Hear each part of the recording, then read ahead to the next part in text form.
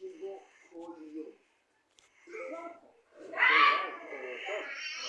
כמה דברים מגניבים.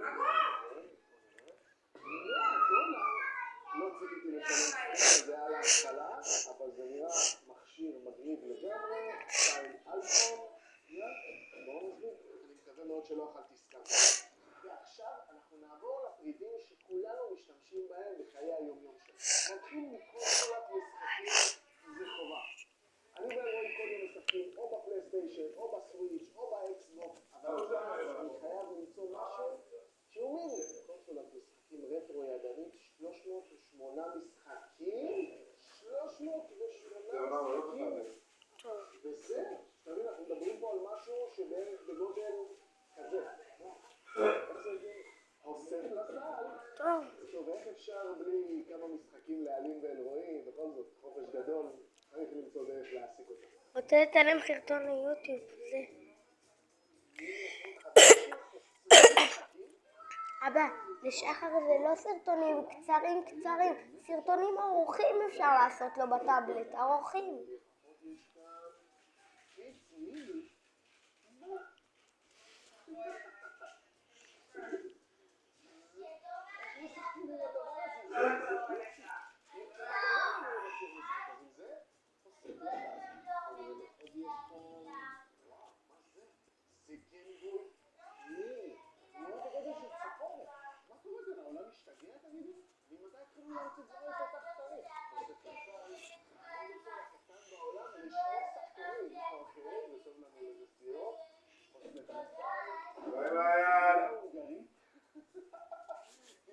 לא מצחיק כמה קשה לשחק בקובייה הונגרית, עכשיו זה במיני.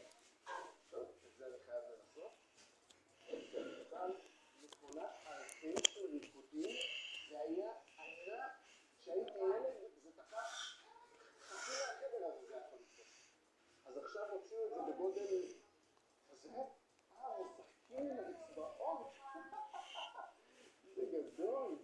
אז סיימנו עם הצעצועים לילדים, ועכשיו אני חושב שהגיע הזמן להזמין דברים שאנחנו משתמשים בהם כל יום בבית. שואב אבק מיני נייד לבן. אוקיי, מיני שפועל זה גדול. ואני מאוד סקרן לראות האם זה יצליח להכין לה איזה שיעור קטן של שקע לבטן. עכשיו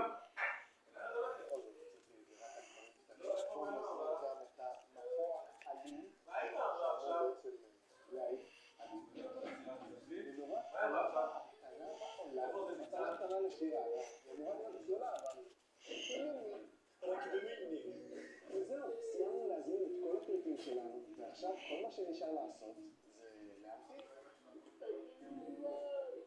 אבל הייתה כל, אמרנו יום, אין כתבה, יום אחד, אז חיכיתי לזה המון זמן, וסוף סוף לפתוח את כל מה שהזמנו. אז קדימה, בואו נתחיל מהפריט הראשון, מעניין אותי בואו נתחיל מהסמארטפון. תעצרי את הבכי זה מיותר, אני לא רוצה